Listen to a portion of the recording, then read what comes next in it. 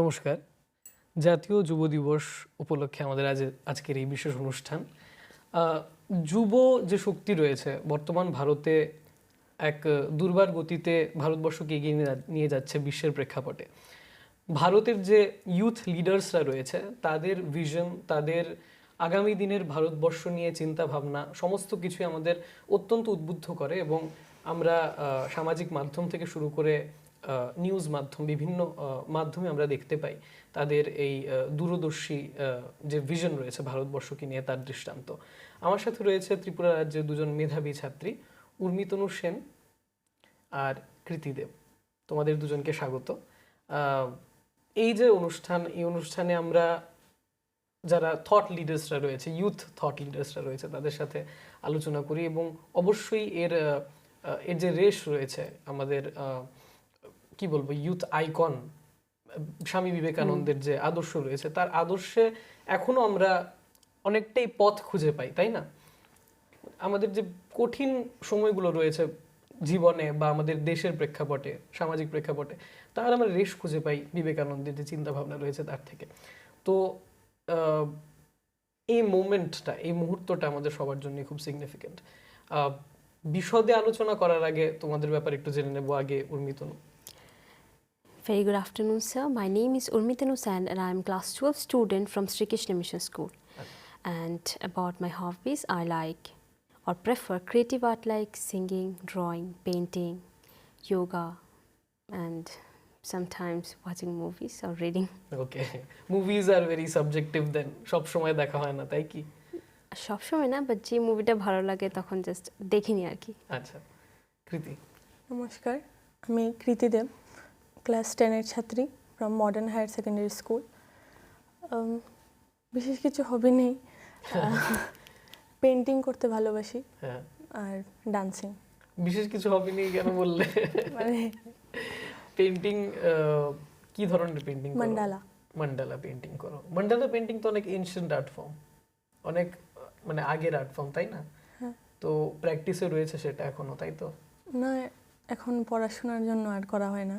আচ্ছা, তুমি এখন ক্লাস 10-এ পড়ছো, মাধ্যমিক দেবে আগামী বছর, নিশ্চয়ই আগামী কিছু মাসের মধ্যেই দেবে।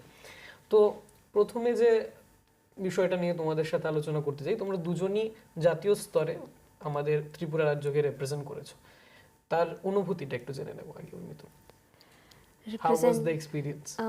The experience actually at that moment when I got to know about that I was selected from my state for Pariksha Pe Charcha to represent my state on Delhi at Bharat Mandapam. It was a fascinating moment and I just was shocked for the day that I actually got the chance. But representing Tripura at the national level is both a privilege and a responsibility for me. My roots in Tripura have shaped my identity and it giving me a deep appreciation for my culture and heritage. Yeah. This opportunity isn't just about me, it's about representing Tripura's voice to the national level or heart of the national standout, showcasing our heritage and culture, resilience and potential to the national level and in every states. So I think it was a moment I can never forget about this. তাই, একদম তাই। কৃতি? প্রথমত আমি মানে ভাবতেই পারিনি যে এমন একটা সুযোগ আসবে আমার লাইফে। অনেকজন মানে ভারতের বিভিন্ন স্টেটের লোকজনের সাথে দেখা হয়েছিল, যেমন পুরো ভারতের সাথে আমি আছি, মানে এমন একটা ফিলিং ছিল। আর প্রথমবার মা বাবাকে ছেড়ে মানে এত দূর গিয়েছিলাম। আর ছোটোবেলায় দেখতাম ওই কর্তব্য পথের প্যারেড টিভিতে, আর ওখানে গিয়ে মানে লাইভ দেখার সুযোগ পেয়েছি। তো এটা আরেকটা অনুভূতি। কনটেক্সটের জন্য জানিয়ে রাখি, আমাদের দর্শকদের বিষয়টা জানিয়ে রাখি যে উর্মিতনু সেন এবং কৃতিদেব এই দুজন ছাত্রী ত্রিপুরা রাজ্যকে ওরা প্রতিনিধিত্ব করেছে পরীক্ষা পে চর্চা, মাননীয় প্রধানমন্ত্রী শ্রী নরেন্দ্র মোদীজির পরীক্ষা পে চর্চা যে অনুষ্ঠানটা হয়, বিগত যে অনুষ্ঠানটা ছিল তাতে এরা দুজন ত্রিপুরাকে প্রতিনিধিত্ব দিয়েছে। তার জন্য আমরা সত্যি সবাই গর্বিত। এই রেশ ধরে আমি যদি এগিয়ে যাই, যে প্রধানমন্ত্রীজির একটা বার্তা রয়েছে বিকশিত ভারত বা আমাদের এই বিকাশশীল ভারতকে বিকশিত ভারত করা, এবং তার একটা টার্গেটও রয়েছে 2047. 2047। বিকশিত ভারত নিয়ে তোমাদের কি ভাবনা? My thoughts about Viksit Bharat. If I want to see India, then I want to see India holding the position of global leader in technology and sustainable development by 2047. My vision for future India is a nation where every individual, irrespective of their background, has the opportunity to, in expressing their knowledge in technology, inclusivity and innovation. I envision smart, sustainable cities alongside empowered rural communities, ensuring a balance that embodies equality. I envision, or I want to see India as a global leader, and it will hold many more G20s, as it already hold one in India only at Bharat Mandapam. I want to see India holding many such great events Summits, in the future event. So I think I want to see it as a global leader. Yeah. So global leader in innovation, technology and science. You said something about empowering rural communities. Yes, Do you sir. have any ideas to how to empower? So India has some challenges, like rural areas lack access to quality healthcare, education and financial services. Additionally, limited digital literacy and increasing cybersecurity threats are barriers that we must overcome to ensure inclusive growth and sustainable development. True. And to address these challenges, I actually propose some solutions for my presentation in Viksit Bharat. First one is by developing rural hubs in rural areas. So by doing that, let me give you an example. Villages equipped with such hubs have enabled women to sell their local handicrafts on platforms like Amazon and Flipkart, generating additional income into their households. So it gives them a sense of pride that we are also working. And the next is green technology network. It's very much important, as India, as many of us know, that Delhi has become the most polluted city actually in the world. So to control that, I think green technology network will help us a lot. It not only just reduce the carbon emission, but also provide solar energy, which will be very much beneficial. And cybersecurity, increasing cybersecurity. If we took on that initiative, then it will help India a lot in developing itself as a global leader. And more, if I say 5G connectivity and expansion, though we have 5G connectivity in India, but there are various areas. Expansion is not limited, very limited. So I think if we try to, I mean, expand that, then it একটু বেশি ভালো হবে. And I think these are the suggestions, though most suggestions can be given, but I actually thought of these suggestions because if we work on this at the moment, then we can target some achievements by 2047. আরেকটা বিষয় তুমি বললে সাস্টেনেবিলিটির কথা বলে বারবার উঠে এলো ডিসকাশনে।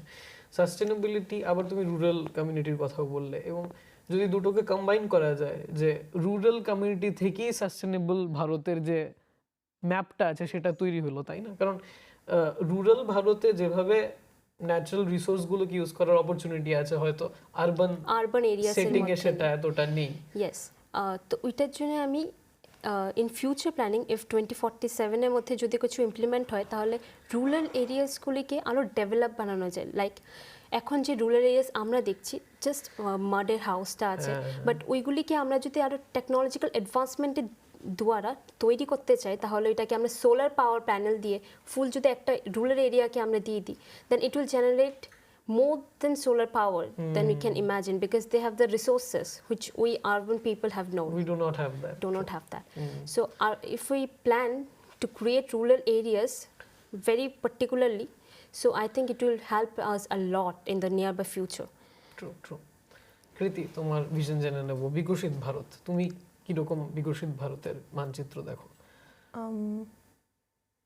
প্রত্যেকেরই একটা আলাদা আলাদা ভিশন থাকে, তো আমার মনে হয় মানে ভারত এমন একটা দেশ হবে যেখানে কোনো জাতি ভেদাভেদ থাকবে না, মহিলারা সুরক্ষিতভাবে চলাফেরা করতে পারবে।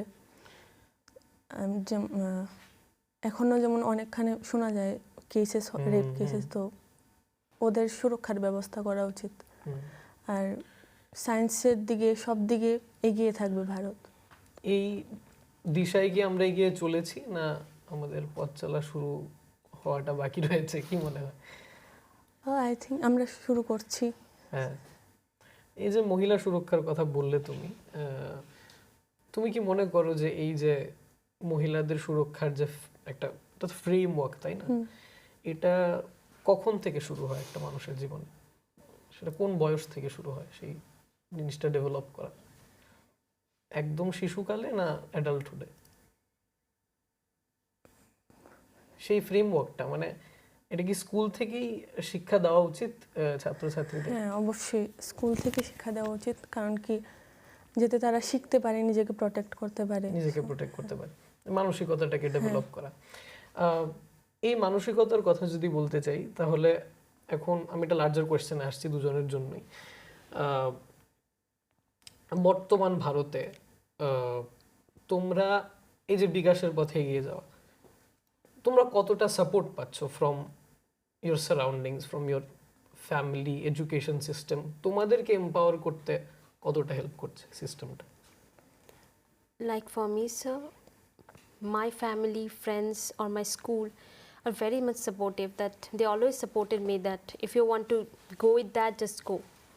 You have no, like I have one practical examination on 10th and on 11th and 12th that is the main event for Viksit Bharat Young Leaders Dialogue. My school just told me that go, we'll just handle, we'll send a letter to the CVC board and they will just do it.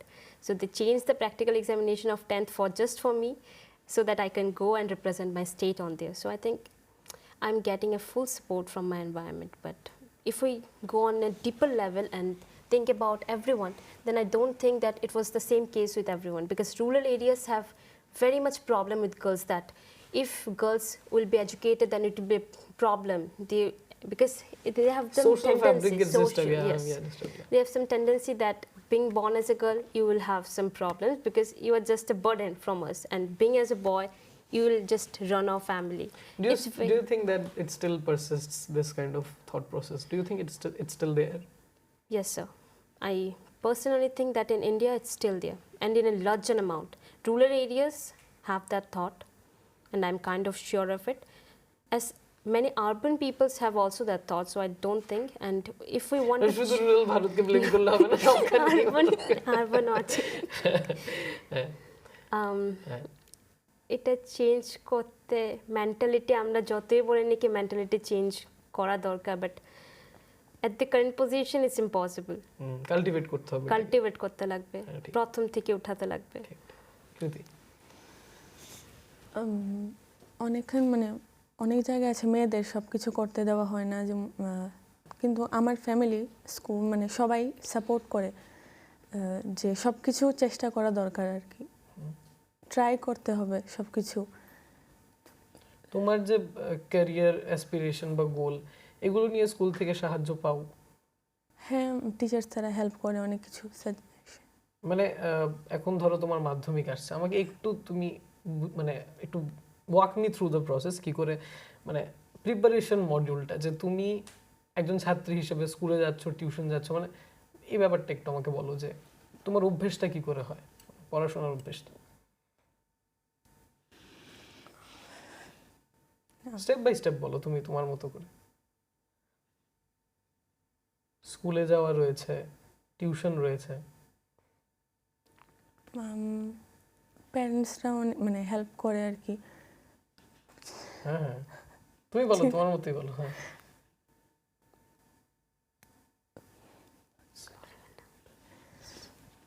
আচ্ছা, আমরা এবার স্বামী বিবেকানন্দের যে vision রয়েছে ভারতের, তার ব্যাপারে একটু আসছি। স্বামী বিবেকানন্দের যে গোল রয়েছিল ভারতবর্ষ এবং ইউথকে নিয়ে স্পেসিফিক্যালি, উনি সবসময় আমাদেরকে উদ্বুদ্ধ করতেন হাইয়েস্ট গোলের প্রতি, যেতে এক্সেলেন্সকে অ্যাচিভ করার যে একটা মানসিকতা। কিন্তু এখন আমরা দেখতে পাই যে এক্সেলেন্স অ্যাচিভ করার পাশাপাশি একটা সেকশন অফ কি বলবো, একটা ডিসকোর্স এরকম রয়েছে যে মিডিওক্রিটিকেও মানে ফিউল করা উচিত বা ওটাকেও প্রশ্রয় দেওয়া উচিত। তার মধ্যে মানে কোনো খারাপ বা ভালোর ব্যাপার না, কিন্তু এই এক্সেলেন্স ভার্সেস মিডিওক্রিটি, এই যে ব্যালেন্সটা, বা এই মুহূর্তে আমরা যে দেখি ভারতবর্ষে ওনার বার্তাগুলোকে মানে ইন্টারপ্রেট করেই ভারত এগিয়ে চলেছে, এই পুরো বিষয়টা নিয়ে তোমাদের মানে আইডিয়া জেনে নেব, বিশেষ করে স্বামী বিবেকানন্দের যে হাইয়েস্ট গোলে যাওয়ার ভিশনটা ছিল তা নিয়ে তোমাদের কি মতামত? Sir, from what I think, Swami Vivekananda ji envisioned an India rooted in strength, self-reliance, and technological advancement and spirituality, yet thrilled on knowledge and global exchange. Swami Vivekananda ji's main vision was of a youth-driven India that uplifts all sections of society. As that time, there was a system of caste that the low peoples will be differently treated from everyone. So he wants to make it a youth-driven society that uplifts all society sections of India. And today, his dream resonates with us as we see young leaders taking charge, leveraging technological advancements and inclusive growth. And about the topic, you have said that his highest goals. I personally agree that Swami Vivekananda ji is very much advanced at his time, as he can think many Ahead of his time. ahead of his time, as can think about India stand out at that position. He wants to make India stand out at that level also, when India has nothing in compared to the other global industries or countries. So I think personally he inspired me a lot to do something for my country, to do something for my people. Do you think he similarly inspires? তোমার মনে হয় আশেপাশের তোমার যারা বন্ধু বান্ধবরা পিয়ার্সরা রয়েছে, উনি ওনার ইনফ্লুয়েন্স তাদের জীবনেও রয়েছে, মানে জানতে বা অজান্তে কোনোভাবে ওনার ইনফ্লুয়েন্স কি রয়েছে? Sir, I think that in everybody's life, a little much also his influence was there, because in today's generation, each and every one of us wants to go ahead of time and do something that has been not done till now. We have that one goal in our heart that we have to do something, is to do, I mean, so that people can remember us too. If we can do something like that, we have that dream, no? Like we have that core from our heart that if we can do something, then I'll just do it. I think that is ওটা ওনার ভিশনের রুটে রয়েছে, ভিশনের রুটে সবার মধ্যে প্রভাবিত করা হয়েছে। বিবেকানন্দের ইনফ্লুয়েন্স তোমার বা তোমার আশেপাশে? স্বামী বিবেকানন্দর যে মানে ভিশন ছিল যুব সমাজকে নিয়ে মানে ভারতকে এগিয়ে নিয়ে যাবে, তো আমরা এটা দেখতে পাই এখনো, কারণ অনেকরা ইউথ লিডারশিপ মানে চারিদিকে ছড়িয়ে আছে, কারণ আর তাদের জন্যই আমাদের দেশ আরও এগোচ্ছে, কারণ কি তারা আপডেটেড থাকে, পলিটিক্যাল হোক বা সোশিয়ালি, মানে বিভিন্ন বিষয় নিয়ে সবাই আপডেটেড রয়েছে। তো ইনফরমেশন এখন খুব ইজিলি অ্যাক্সেসিবল যদি বলা যায়। তো দেখো একটা সিমিলারিটি তো রয়েছেই, যুগান্তর যতটাই পেরিয়ে যায় প্রতিনিধিত্বটা ম্যাটার করে, যেটা তোমরাও করেছো, আমাদের ত্রিপুরা রাজ্যকে তোমরা একটা পয়েন্টে রিপ্রেজেন্ট করেছো। স্বামী বিবেকানন্দ প্রায় 150 বছর আগে, আমি যদি ভুল না করে থাকি, উনি ভারতের প্রতিনিধিত্ব করেছিলেন মার্কিন যুক্তরাষ্ট্রে, এবং সেখানে উনি সনাতন ধর্মের বা এই হিন্দুত্বের যে একটা কোর বাণী রয়েছে সেটা উনি প্রচার করেছিলেন। তো প্রতিনিধিত্বটা ম্যাটার করে, কারণ ওই একটা মোমেন্ট হিস্ট্রিকে পাল্টে দিয়েছিল ভারতবাসীদের জন্য, ভারতবর্ষের জন্য, সাউথ ইস্ট এশিয়ার জন্য একটা কোর মোমেন্ট হয়ে দাঁড়িয়েছে। তো এই যে প্রবর্তন, যুগের সাথে প্রবর্তন হচ্ছে, তোমরাও এগিয়ে যাচ্ছ, তোমরাও অ্যাজ ইউথ লিডার্স এগিয়ে যাচ্ছ, তোমাদের final vision about the future, ভবিষ্যৎ নিয়ে, তোমাদের ব্যক্তিগত ভবিষ্যৎ নিয়ে বা কোনো সোশ্যাল কজ নিয়ে তোমাদের একটা থাকে না, মানুষের একটা টার্গেট তো থাকে সবার, যে আমি এই প্রবর্তনটা দেখতে চাই সমাজে। পুরো বিষয়টা নিয়ে তোমাদের মতো করে আমি একটা তো শুনতে চাই, তুমি মানে ফিউচার ইন্ডিয়াকে আমি কি ইয়েতে দেখতে চাই, তোমার ব্যক্তিগত future India, society in general, what change do you want to see going down the lane? So in India, if I want to see a change, drastic change, will that be of the mentality of the people? That I want to see India really showing equality towards man and woman. Okay. They should go hand by hand, bit by bit, hand by hand, siding together. And So that is not happening now. no, I don't think so. It's happening. So true equality is not there. তুমি No, বলছো true যে- equality is not there in India. Is it just India? শুধু ইন্ডিয়াই কি না? I don't think it's actually the whole world. Yes, Like true. in USA, let's talk about this time's presidency also. That the opposition party leader, she was a girl, and she got the most votes according that whatever I heard. But she didn't win, and Donald Trump won. Though it was the selection of the inside political parties, he has that many votes. I don't think, but if it was mutually perpendicular, na, that যদি এটা একদম free হতো, একদম এটা কি বলে, free and fair যদি মানে Free তুমি and বলছো fair যদি ইকুয়ালিটি হতো, টু yes, ইকুয়ালিটিটা তাহলে এখন অ্যাচিভ মেয়েটা করতে জিতা হবে। দরকার ছিল, হ্যাঁ, বাট জিতেছে তো শেষে অব্দি ডোনাল্ড ট্রাম্প না, and that was very much predictable. So I don't think that এখন ওইটা আছে কি ইকুয়ালিটি, আমরা যতই বলি ইকুয়ালিটি অ্যাকচুয়ালি নেই, তো ইন সাম পার্টস আছে, but most of the regions it was not there. And the next thing is আমাদের আরবান এরিয়াসে আমরা যতটুক ইয়েটা পাচ্ছি, like technological advancements, 5G connectivity, এগুলো রুরাল এরিয়াসের মধ্যে এখনও আসেনি। Even some rural areas fully detached, ওইদিকে কোনো ইনোভেশন নেই, নাথিং। সো আই থিঙ্ক আমাদের ওই রুরাল এরিয়াসেসগুলো পার্সোনালি গিয়ে সেরে ওটাকে ঠিক করা দরকার, so that India can touch the global level position, global leader, and can be called as global leader. যতদিন না আমরা এটাকে আগে তুলে আনছি, এতদিন এটা আসছে না। ট্রু। তোমার ভিশন ভবিষ্যৎ নিয়ে? আমার মনে হয় যে আমরা সবাই বলি যে এখন আর জাতি ভেদাভেদ নেই, কিন্তু এখনও অনেক জায়গা দেখা যায় যে এটা আছে, সবাইকে সমান অধিকার দেওয়া হয় না। তো সোশ্যাল ব্যারিয়ার্সটা উঠিয়ে দেওয়া দরকার, আমার মেন্টালিটি চেঞ্জ করা দরকার। জাতি ভেদাভেদ এবং ইকুয়ালিটি অফ জেন্ডার্স, এই দুটো বিষয় অনেক প্রাচীন সমস্যা এবং এখনো চলে আসছে। আমি শুনে সারপ্রাইজড হয়ে গেলাম যে তোমরা একদমই ইয়াং, তোমরা ভবিষ্যতের মানে কি বলবো, তোমরা কাণ্ডারি, ভবিষ্যতের তোমরা নির্মাণ করবে। তোমরাও এই বিষয়গুলো নিয়ে যথেষ্ট ভাবো এবং ফিল করো হয়তো একটা পয়েন্টে গিয়ে কোথাও না কোথাও যে এই বিষয়গুলো, সমস্যাগুলো রয়েছে। কিন্তু আমরা অনেকটা এগিয়ে এসেছি, ভারতবর্ষ অনেকটা এগিয়ে এসেছে এবং ভারতবর্ষ স্বাধীনতার ঠিক পরবর্তী যে ভারতবর্ষ, তার সাথে আজকের আকাশ আর পাতালের পার্থক্য, কোনো সিমিলারিটি নেই। আমরা অনেক এগিয়ে এসেছি, অনেক এগিয়ে যাচ্ছি। তার সাথে বলা যায় আরেকটা বার্তা উঠে এলো যে তোমাদের আলোচনার মাঝে একটা কথা বারবার উঠে এসেছে যে রুরাল ইন্ডিয়া, আমাদের যে গ্রাম্য ভারতবর্ষ রয়েছে সেটাকে, সেই অংশটাকে যতক্ষণ না এম্পাওয়ার করা হচ্ছে ততক্ষণ ট্রু ডেভেলপমেন্ট বা বিকাশ হয়তো সম্ভবপর হয়ে উঠবে না। তো গ্রামকে বিকশিত করতে লাগবে, তাহলে শহর বিকশিত হবে, গোটা ভারতবর্ষ বিকাশের পথে এগিয়ে যাবে।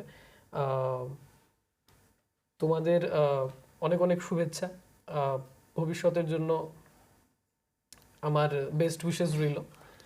আর স্বামী বিবেকানন্দের এই বার্তা, এক্সেলেন্সের বার্তা, সেটা যেন আমরা ভুলে না যাই। আমরা এমন একটা সোসাইটি গঠন করছি যেখানে সমস্ত ধরনের পার্সপেক্টিভ একাত্ম হয়ে যাচ্ছে, কিন্তু তার সাথে এক্সেলেন্স রিচ করতে হবে, হাইয়েস্ট গোল অ্যাচিভ করতে হবে, সেটা আমাদের মাথায় রাখা দরকার। যারাই যুবারা যারা দেখছো এই অনুষ্ঠান, তাদের সকলকে এই আহ্বানই করছি, তোমরা সবাই নির্মাণ করো স্বামী বিবেকানন্দের স্বপ্নের ভারতবর্ষ। সবাই ভালো থাকবেন, ধন্যবাদ।